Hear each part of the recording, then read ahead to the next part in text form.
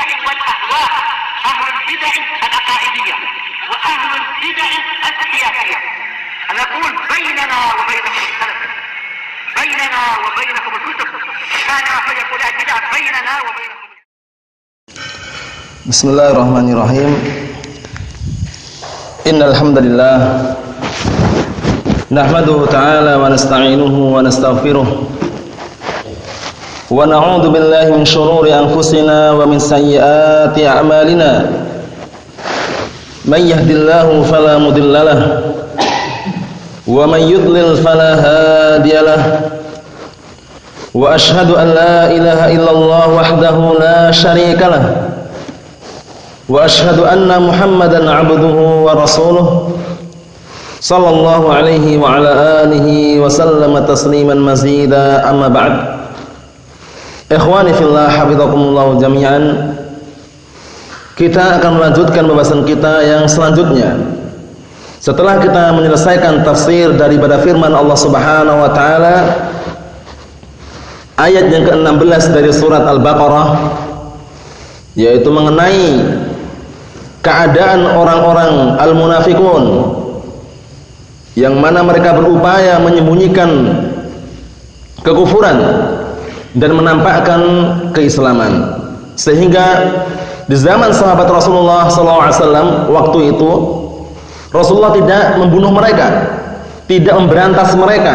Tujuannya bukan karena Rasulullah tidak tahu. Rasulullah tahu siapa orang-orang munafikin dan siapa pemimpin munafikin tersebut. Tapi kenapa Rasulullah waktu itu meninggalkan mereka dan tidak memerangi mereka dan tidak membasmi mereka? Karena Rasulullah dalam rangka menjaga maslahah yang sangat besar, kepentingan yang sangat besar di balik itu, yaitu kalau seandainya waktu itu Rasulullah memerangi mereka, membunuh mereka semuanya, mampu. Tapi kenapa Rasulullah tidak membunuh? Karena nanti dikhawatirkan muncul ucapan dari kalangan orang-orang yang berpenyakit akan mengatakan Nabi Muhammad membunuh para sahabatnya. Kenapa demikian? Karena orang-orang munafikun menampakkan keislaman, menyembunyikan kekufuran. Jadi mereka seakan-akan seperti para sahabat, bersama para sahabat, dan kalau perang pun berangkat perang, walaupun mereka nanti kembali ke belakang, mundur. Paham itu ya? Sehingga Rasulullah waktu itu sengaja tidak membunuh mereka, tidak menghancurkan mereka, tidak membasmi mereka. Tujuannya menjaga ucapan tadi itu. Akan muncul ucapan bahwasanya Nabi Muhammad membunuh para sahabatnya. Nah, sehingga dibiarkan. Tapi walaupun demikian, ancamannya orang-orang munafikin, nah di dalam Al-Qur'anul Karim berat sekali. Berada di mana? Di kerak api neraka yang paling bawah. Innal munafiqina fid darkil asfali minan nar. Sesungguhnya orang-orang munafik mereka berada di kerak api neraka yang paling bawah. Kenapa demikian? Dikarenakan mau tidak mau orang-orang munafik itu lebih licik keadaannya daripada orang kafir yang asli. Orang kafir asli nampak ini orang kafir, ya kan? Ini orang murtad misalkan. Tapi orang munafik nggak nampak dia. Seakan-akan dia bersama kaum muslimin, seakan-akan dia bersama ahlu sunnah, tapi di dalam hatinya benci dengan kaum muslimin, benci dengan ahlu sunnah. Itu termasuk apa? Termasuk perkara yang di dalamnya bintik-bintik kemunafikan. Hati-hati. Inna syarran nasi 'indallahi dzul wajhain, kata Rasulullah. Sesungguhnya sejelek-jelek manusia di sisi Allah Subhanahu wa taala adalah orang yang memiliki dua wajah. Paham ya? Ya'ti ila haula'i biwajhin wa ila haula'i biwajhin. Datang ke orang-orang muslimin, mukminin dengan satu wajah, seakan-akan menampakkan dia mukminin, muslimin. Datang ke mereka, orang-orang munafikin, dengan wajah yang lain. Kemudian mereka barakallahu fikum ketika dinasihati, diberikan nasihat, bimbingan, justru mereka mengatakan apa? Mengatakan nahnu muslihun. Sebagaimana ayat yang sudah kita tafsirkan kemarin, bahwasanya mereka apabila dinasihati jangan membuat kerusakan di muka bumi. Wa idza qila lahum la tufsidu fil ardi qalu innama nahnu muslihun. Bayangkan itu. Jangan kalian bikin kerusakan di muka bumi dengan kekufuran, kesyirikan dan semisalnya. Mereka mengatakan kami tidak membuat kerusakan. Justru kami membuat apa? Perbaikan. Orang-orang munafikun seperti itu. Kemudian bagaimana ciri-ciri yang berikutnya? Wa idza laqul ladzina amanu qalu amanna. Termasuk ciri-cirinya di antaranya disebutkan di sini. Apabila mereka berjumpa kepada orang-orang yang beriman, mereka mengatakan kami beriman, kami bersama kalian, ikut jihad, perang. Paham ya? Kemudian apa? Wa idza khalau ila syayatinihim, namun apabila mereka kembali berteman-teman mereka, sama-sama munafikin, qalu inna ma'akum, sesungguhnya kami bersama kalian juga. Inna nahnu mustahzi'un, hanya saja kami bersama orang mukminin mengejek mereka saja. Mengejek mereka, menghinakan mereka. Jadi kalian tuh santai saja, kami bersama kalian. Orang munafik seperti itu, hati-hati. Ini nifak jenis nifak yang i'tiqadi. Nifak i'tiqadi itu jelas kufur. Berbeda dengan nifak amali. Nifak amali itu yang bagaimana? Yang amalan kemunafikan seperti ayatul munafik salas. Ya kan, tanda-tanda orang munafik ada 3. Idza hadatsa kadzaba, wa idza wa'ada akhlafa, wa idza tumina khana. Tanda-tanda orang munafik ada 3. Ini nifak apa? Amali. Nifak amali tidak bisa dikafirkan. Paham ya? Tanda-tanda orang munafik ada 3. Apabila berkata dusta, apabila dipercaya berkhianat, apabila berjanji mengingkari. Ini tanda-tanda orang munafik. Terus bagaimana kita katakan orang ini melakukan perbuatan orang munafikin? Paham ya? Tidak bisa kamu kafir, itu nggak bisa. Tapi kalau nifak i'tiqadi, keyakinan ini yang menyembunyikan kekufuran, menampakkan keislaman, itu diilhakkan, diikutkan orang kafir. Innal munafiqina fid darkil asfali minan nar. Innal ladzina kafaru min ahlil kitab wal musyrikin fi nari jahannam. Sama-sama mereka di neraka semuanya. Paham itu ya? Jadi kita harus meninggalkan yang mana? Dua-duanya. Nifak amali kita tinggalkan, nifak i'tiqadi apalagi? Nifak i'tiqadi itu nifak yang keyakinan tadi. Yang amali amalan-amalan munafikin kita tinggalkan juga. Barakallahu fikum. Kemudian barakallahu fikum kita melanjutkan apa yang disampaikan oleh Al-Mu'allif di sini mengenai tafsir daripada firman Allah Subhanahu wa taala ayat yang ke-17 dari surat Al-Baqarah. Jadi mereka akan dipermisalkan seperti apa? Masaluhum, qala Allah taala, Allah Subhanahu wa taala berfirman, masaluhum kamatsalil ladzi istawqada nara falamma adaa'at ma hawlahu dhahaba Allahu binurihim wa tarakahum fi dhulumatil la yubsirun. Setelah mereka disifatkan pada ayat yang ke-16 mengenai bahwasanya mereka memperjualbelikan hidayah demi mendapatkan kesesatan. Jadi mereka itu malah menukar kebaikan dengan keburukan, menukar cahaya dan kegelapan. Allah Taala berfirman apa pada ayat yang 16? Ulaikal ladzina ishtarafud dhalalata bil huda fama rabihat tijaratuhum wa ma kanu muhtadin. Mereka orang-orang munafikun adalah orang-orang yang mereka menjual atau membeli kesesatan dengan petunjuk. Bayangkan tuh, kesesatan malah dibeli. Petunjuk ditinggalkan. Wal'iyadzubillah. Sudah di atas petunjuk, di atas cahaya, malah cahaya tersebut dipadamkan mengambil kegelapan. Wal'iyadzubillah. Orang munafik seperti itu. Sehingga apa? Allah Ta'ala menyatakan fama rabihat tijarutuhum. Maka perdagangan mereka, transaksi jual beli mereka tidak ada keuntungannya sama sekali. Wa ma kanu muhtadin, dan mereka bukan orang-orang yang mendapatkan petunjuk. Paham itu ya? Disifatkan lagi masaluhum, perumpamaan mereka kamasalil ladzi istawqada nara, bagikan orang-orang yang mereka menyalakan api. Falamma adaa'at ma haulahu, kemudian ketika api tersebut sudah menyala, otomatis mengeluarkan apa? Cahaya kan? Cahaya sekelilingnya sudah bercahaya, dhahaballahu binurihim. Kemudian Allah Ta'ala pun menghilangkan cahaya tersebut. Wa tarakahum fi dhulumatil la yubsirun. Dan Allah Subhanahu wa taala meninggalkan mereka di dalam kegelapan la yubsirun, mereka tidak bisa memandang. Ini permisalan orang yang berilmu dengan orang yang bodoh. Orang-orang munafikun, jahilun yang bodoh, barakallahu fikum, mereka di atas apa? Di atas kegelapan. Karena ilmu bagaikan apa? Cahaya. Ilmu itu bagaikan cahaya, sehingga permisalan bagi orang yang tidak berilmu berarti tidak memiliki cahaya. Karena orang ketika berjalan di muka bumi butuh yang namanya cahaya. Karena kegelapan, barakallahu fikum, di muka bumi ini kalau seandainya tidak ada cahaya nggak bisa berjalan kita.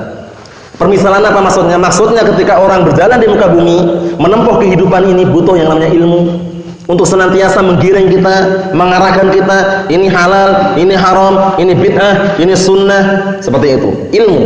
Karena ilmu apa? Al-ilmu nurun wa nurullahi la yutawasi. Ilmu itu adalah cahaya, sedangkan cahaya Allah Subhanahu wa taala tidak diberikan kepada orang yang bermaksiat. Paham itu ya? Nah, barakallahu fikum, sehingga permisalan ilmu itu adalah bagaikan cahaya. Sebagaimana ucapan Al-Imam Ibnu Jauzi dalam kitab Talbis Iblis, beliau mengatakan kama huwa ma'lumun annal ilma nurun. Sebagaimana sudah diketahui bahwasanya ilmu itu adalah cahaya. Wa anna iblis, nah iblis ini yang berbahaya ini. Wa anna iblis arada li'itfa'id nur. Dan iblis berupaya untuk apa? Memadamkan cahaya tersebut. Atau semakna dengan itu ya. Kemudian apa? Tujuannya liyatamakkana minhu fi dzulmah. Agar manusia itu semakin terjatuh pada kegelapan tersebut. Kemudian apa? Wala dzulmata kadzulmatil jahl. Dan tidak ada kegelapan yang lebih gelap melainkan kegelapan kebodohan. Jadi kebodohan itu diperumpamakan kegelapan. Jadi yang berilmu, memiliki ilmu itu sangat beruntung dan juga harus kita cari. Talabul ilmi apa? Fariidatun ala kulli muslimin. Menuntut ilmu itu adalah wajib bagi setiap orang muslim, laki-laki maupun wanita. Barakallahu fikum. Dengan cara-cara yang tentunya disyariatkan oleh Al-Qur'an dan As-Sunnah. Inilah permisalan. Barakallahu fikum, sehingga ketika orang munafikun berupaya ingin menyamakan orang yang beriman dengan orang yang bodoh, bayangkan ketika mereka diperintahkan untuk beriman, apa yang mereka katakan?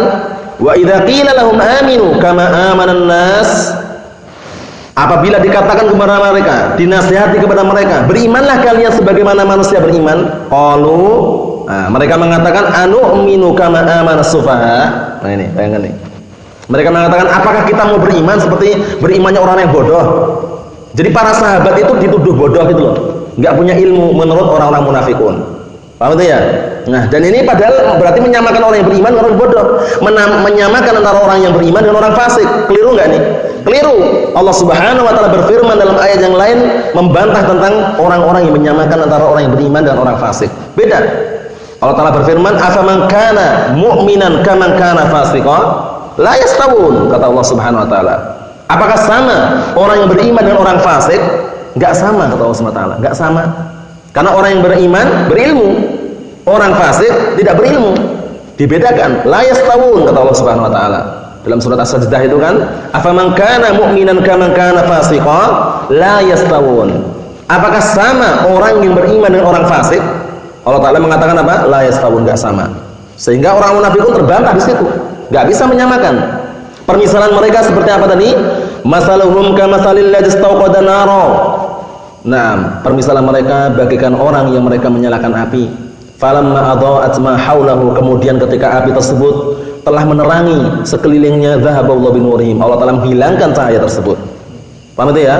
Cahaya itu dihilangkan. Wa tarakahum fi dzulumatil la yubsirun. Dan Allah Taala meninggalkan mereka di dalam kegelapan la yubsirun, mereka tidak bisa memandang ataupun melihat keadaan seperti ini. Jadi mereka seakan-akan menampakkan keislaman, salat, zakat, puasa, haji, perang juga, tapi amalan semua itu bagaimana?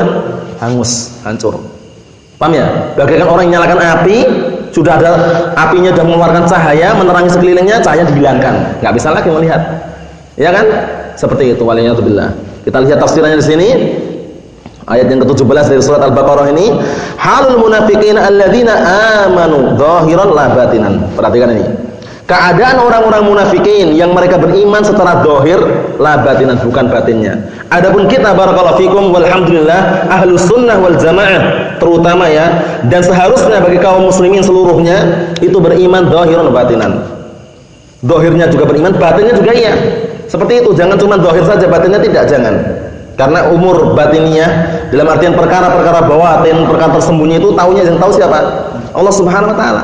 Barakallahu fikum. Kita lihat di sini keadaan orang-orang munafikin yang mereka beriman secara zahir namun tidak secara batin. Bi risalati Muhammadin sallallahu alaihi wasallam, dengan risalahnya Nabi Muhammad sallallahu alaihi wasallam. Jadi mereka itu mengimani secara zahir saja. Kita bersama Nabi Muhammad, kita perang ikut perang. Kita sholat ikut sholat. Sehingga Abu Lu'lu'ah al-Majusi, perhatikan ini, Abu Lu'lu'ah al-Majusi waktu dia hendak membunuh Umar bin Khattab, bagaimana? Berada di shaf untuk sholat. Dia munafik dia.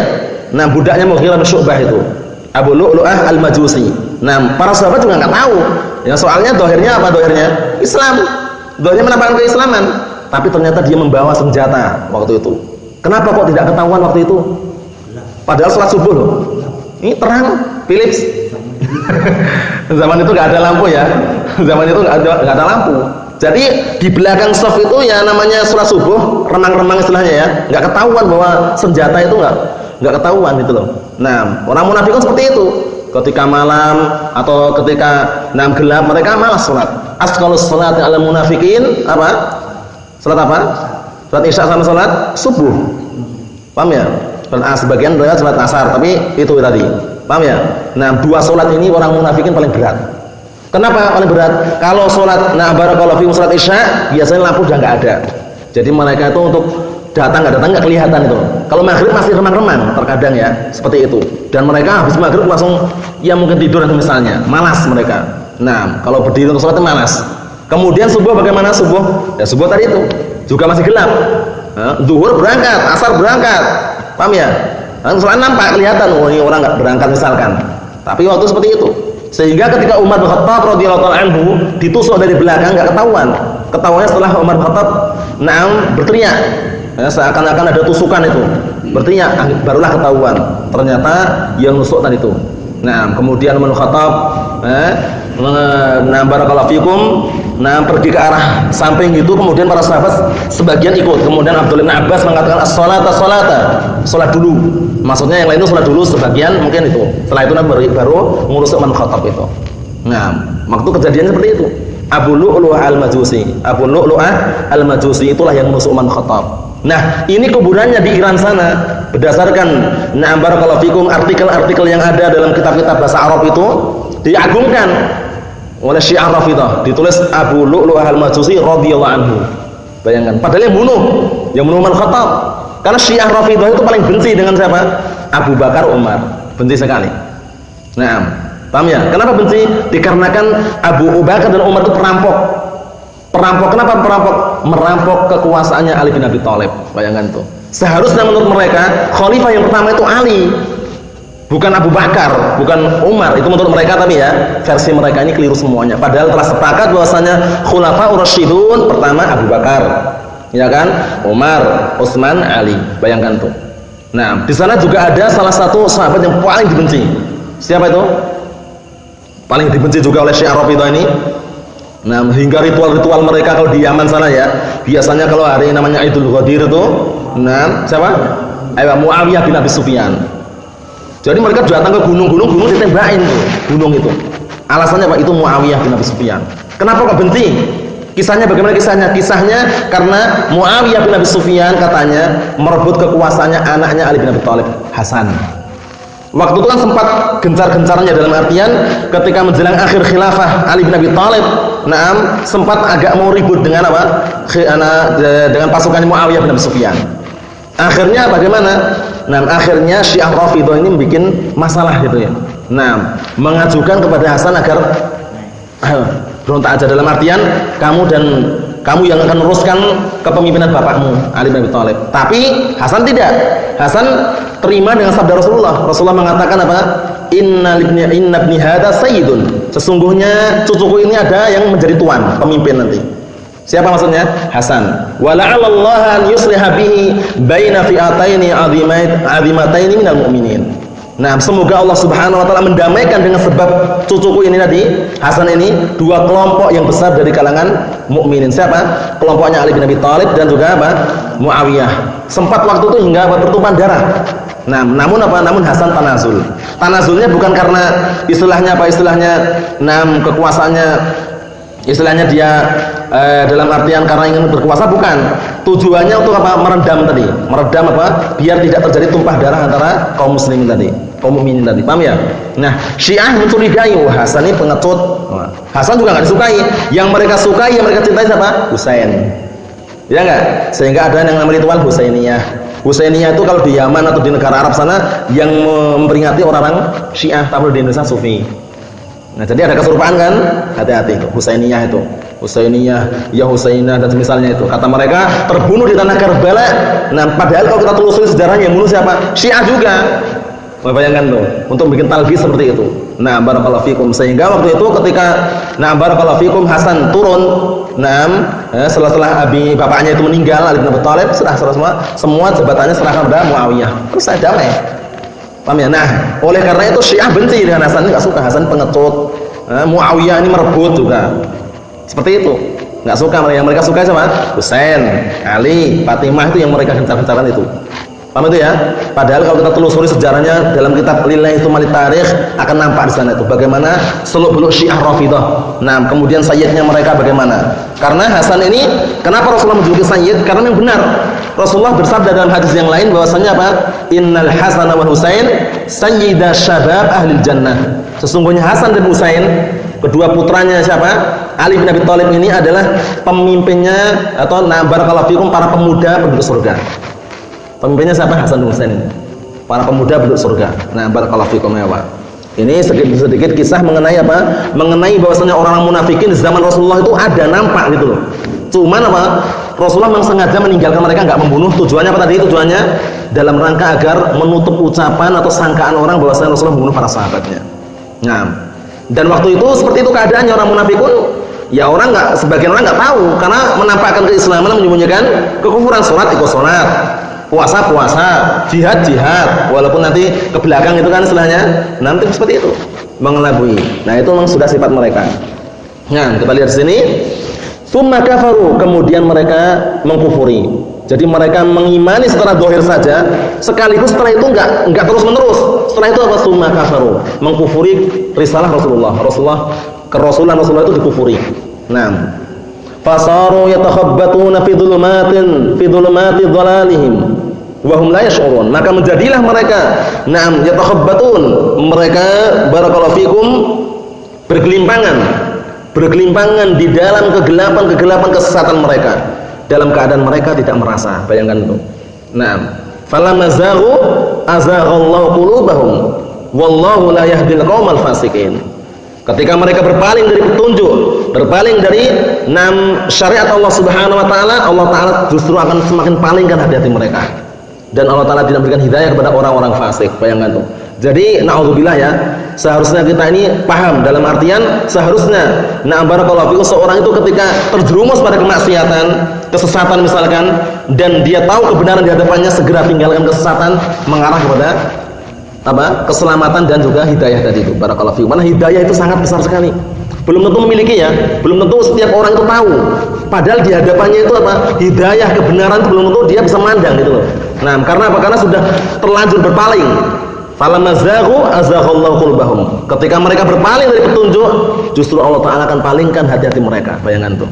Naudzubillah ya. Jadi yang paling bagus adalah apa? Walladzina idza fa'alu fahishatan aw dhalamu anfusahum dzakarullah, yang paling bagus ini. Dan orang-orang yang mereka melakukan perbuatan keji atau mereka mendolimi diri mereka, dzakarullah, hendaknya mereka ingat. Kemudian mereka ingat kepada Allah Subhanahu wa taala. Kemudian apa solusi yang setelahnya setelah mereka ingat? Bertobat kepada Allah Subhanahu wa taala. Walladzina idza fa'alu fahishatan aw dhalamu anfusahum dzakarullah fastaghfaru lidzunubihim. Kemudian mereka minta ampun kepada Allah taala terhadap dosa-dosa mereka. Wa may yaghfirudz dzunuba illallah, dan tidak ada yang mengampuni dosa kecuali Allah Subhanahu wa taala. Kemudian setelah bertobat sesuai dengan apa? Syarat-syarat yang ditentukan, ikhlas pertama, kedua meninggalkan perbuatan maksiat, yang ketiga menyesali perbuatan maksiat, yang keempat berusaha tidak mengulangi perbuatan maksiat. Ini syaratnya. Ini syarat yang berkaitan tentang dirinya. Adapun masalah waktunya bagaimana? Dilakukan taubat sebelum nyawa sampai di kerongkongan. Dilakukan taubat sebelum matahari terbit dari arah barat. Paham itu ya? Menunjukkan bahwasanya apa? Syarat-syarat itu harus terpenuhi. Nah, kemudian setelah bertobat apa yang dilakukan? Walam yusirru 'ala ma fa'alu wa hum ya'lamun. Dan hendaknya mereka tidak terus-menerus dalam perbuatan kemaksiatan dalam keadaan mereka tahu. Berarti mafhumnya kalau seandainya terjerumus tanpa kita sadari karena gangguan syaitan, godaan syaitan misalkan, sudah bertobat dari perkara maksiat misalkan, ternyata terjerumus lagi, itu bukan malah wah sekalian aja lah dilakukan maksiat, nanti tobat juga ujung-ujungnya melakukan lagi, itu keliru. Segera begitu misalkan terjerumus segera bertobat lagi. Caranya gitu caranya. Bukan malah kita ikut hanyut gitu loh. Terkadang gitu kan misalkan ada orang bertobat dari sebuah kemaksiatan. Qadarullah ternyata syaitan itu mengganggu, terjerumus lagi. Nah, ketika terjerumus lagi itu bukan malah kita ikut hanyut di dalam kemaksiatan itu, wah, sekalian aja lah nanti tobatnya nanti aja lah. Ujung-ujungnya nanti tobat itu ngulangi lagi. Itu keliru ya. Bukan gitu caranya. Caranya bagaimana? Ketika terjerumus yang kedua kali tobat lagi, tapi benar-benar berusaha. Karena syaitan sudah bersumpah. Syaitan, iblis la'natullah alaihi bersumpah ingin membuat keturunan Nabi Adam itu semuanya apa? Sesat. La'aghwiyannahum ajma'in. Sungguh aku akan menyesatkan mereka semuanya. Itu sumpahnya iblis. Nah, waliyadzubillah ya. Pada di sini wala amala lahum fil khuruj minha, dan tidak ada keinginan atau tidak ada harapan lagi bagi mereka untuk keluar dari kesesatan atau kegelapan tadi. Sudah terlanjur masuk, sudah susah. Nah, barakallahu fikum. Sehingga para ulama menyebutkannya orang yang sudah terlanjur terjerumus pada kemaksiatan yang maksiatnya itulah bid'ah, kebid'ahan, itu biasanya susah untuk mendapatkan taufik. Kenapa? Kok susah? Berbeda dengan orang berbuat maksiat seperti minum khamr, berjudi, itu untuk sadarnya lebih memungkinkan untuk dia untuk berbuat apa? Dalam artian sadar itu memungkinkan. Tapi kalau para bid'ah, biasanya pelaku bid'ah, mubtadi' itu susah untuk kembali. Susah untuk mendapatkan taufik untuk kembali pada kebenaran. Karena apa? Karena ahlu bid'ah wad dhalal, mereka sudah meyakini bahwasanya perbuatan itu adalah ibadah. Susahnya di situ. Oh, gimana kok ninggalkan orang ini ibadah kok? Acara Isra Mi'raj ibadah kok meninggalkan. Acara Maulid Nabi juga ibadah kok harus meninggalkan. Nah, karena sudah meyakini itu ibadah, susah meninggalkan. Tapi kalau perbuatan maksiat tadi, ini minum khamr haram hukumnya. Oh iya. Langsung tahu dia, enggak mungkin dia. Masa minum khamr haram? Nah, enggak mungkin kan? Karena dia langsung sadar gitu loh. Berbeda dengan pelaku bid'ah. Kalau pelaku bid'ah dia berpandangan, beranggapan bahwasanya perbuatan bid'ah itu adalah apa tadi? Ibadah. Itu bahayanya di situ. Paham ya? Nah, barakallahu fikum, sehingga disebutkan dalam sebuah hadis itu Allah Ta'ala tidak memberikan apa? Tidak menerima taubatnya pelaku bid'ah. Maksudnya apa? Tidak memberikan taufik untuk bertaubat. Kalau benar-benar dikasih taufik dan bertaubat diterima. Cuman seringnya tidak diberikan taufik untuk bertobat. Banyak nggak seperti ini? Banyak sekali pelaku bid'ah itu biasanya susah untuk tobat dari kebid'ahannya karena sudah menganggap perkara bid'ah yang dia lakukan adalah apa? Ibadah. Paham maksudnya ya? Seperti orang-orang yang terbiasa melakukan ritual Maulid Nabi, ritual Isra Mi'raj. Dia menganggap itu ibadah enggak? Sehingga susah untuk keluar dari itu. Tapi kalau yang misalkan berjudi, minum minuman keras misalkan, dia tahu itu maksiat sehingga untuk dia kembali itu mudah. Paham ya? Nah, barakallahu fikum, ini perbandingannya seperti itu. Jadi dalam hadis ada lafaz bahwasanya Allah Subhanahu wa taala tidak menerima taubatnya pelaku bid'ah, itu maksudnya apa? Tidak memberikan taufik untuk segera dia bertobat. Paham ya itu ya? Nah, bukan enggak menerima dalam artian mutlak, enggak. Kalau seandainya dia bertobat dengan taubatnya benar, terima. Paham maksudnya itu ya? Jadi maksudnya itu tidak diberi taufik. Itu maksudnya, jangan sampai keliru nanti. Katanya Allah Ta'ala menerima taubat. Ini maksud pelaku bid'ah mau taubat enggak terima. Maksudnya bukan tidak terima gitu. Maksudnya apa? Tidak diberikan taufik untuk bertobat. Seringnya gitu. Paham itu ya? Nah, itu bisa dilihat dalam syarah-syarah yang ada di antaranya syarah Syekh Shalih Fauzan hafizallahu taala. Nah, dalam kitab beliau Syarah Masail Jahiliyah. Nah, bisa dilihat di sana mengenai bagaimana ritual jahiliyah. Nah, barakallahu fikum. Kemudian juga bisa dilihat dalam barakallahu fikum kitab Fawaid Janiyah Syekh Muhammad Mani itu menyebutkan tentang bagaimana yang dimaksud, yang diinginkan dari kalimat Allah Taala tidak menerima taubatnya ahlu bid'ah. Ahlu bid'ah tadi. Maknanya apa tadi? Tidak memberikan taufik untuk bertobat. Itu. Bukan tidak menerima mutlak ya, ingat-ingat ya. Berarti kalau seandainya ada pelaku bid'ah datang ke kita, kamu mau tobat ya? Gimana kamu bertobat kepada Allah Ta'ala, mau ikut kalian ngaji itu? Enggak diterima tobatnya. Keliru enggak itu? Keliru. Yang tepat bagaimana yang tepat? Ya, betul silahkan dengan taubat, syarat-syaratnya ini sebutkan. Syarat-syarat taubat apa? Ikhlas, meninggalkan maksiat tersebut, menyesali maksiat tersebut, berazam kuat untuk tidak mengulangi. Udah. Kalau seandainya dia benar-benar bisa melakukannya, silakan. Bukan maknanya kita nggak paham dalam artian kalau seandainya kita memahami cuma itu tadi, lafaz itu tadi, sesungguhnya Allah Subhanahu wa taala tidak menerima taubatnya pelaku bid'ah. Kalau nggak tahu maknanya kan nggak terima kan? Maknanya apa? Allah Subhanahu wa taala tidak memberikan taufik untuk pelaku bid'ah untuk bertobat. Seringnya gitu, seringnya. Dalam artian seringnya bagaimana? Ada juga yang memberikan taufik kemudian bertobat ada. Cuman seringnya susah untuk bertobat pelaku bid'ah itu. Nah, jarang sekali. Ayo, tapi ada. Ada. Sehingga diterima itu. Nah, dikit lagi ya. Ayo, nah. Berikutnya, tushbihu hala jama'atin fi lailatin mudlimah. Nah, jadi orang-orang munafikun diserupakan dengan apa? Keadaan jamaah sekelompok orang yang berada di kegelapan yang sangat gelap. Bagaimana? Enggak ada cahaya, enggak bisa jalan. Paham ya? Kita jalan, nah barakallahu fikum, di kegelapan seperti ini bisa jalan karena ada cahaya. Nah, motor aja kalau misalkan enggak ada cahaya bagaimana? Bahaya, bisa nabrak, bisa terjerumus, ya, bisa terpeleset. Nah, ini. Nah, wa auqada ahaduhum naran 'azimatan lidaf'i wal idha'ah. Nah, akhirnya sekelompok jamaah ini tadi yang berjalan di kegelapan malam tadi menyalakan, salah satu di antara mereka menyalakan api. Apinya besar, api unggun itu misalkan, besar. Kemudian apa tujuannya?